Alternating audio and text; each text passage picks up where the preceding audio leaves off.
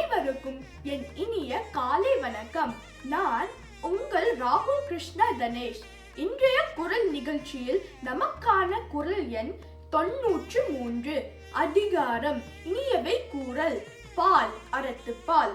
குரல்: முகத்தான் அமர்ந்தினிது நோக்கி அகத்தானாம் சொல்லினதே அறம்.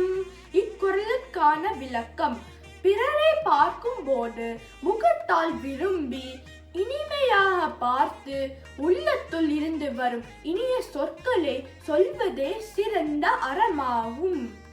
மீண்டும் குறளும் பொருளும்: முகத்தான் அமர்ந்தினிது நோக்கி அகத்தானாம் சொல்லினதே அறம்.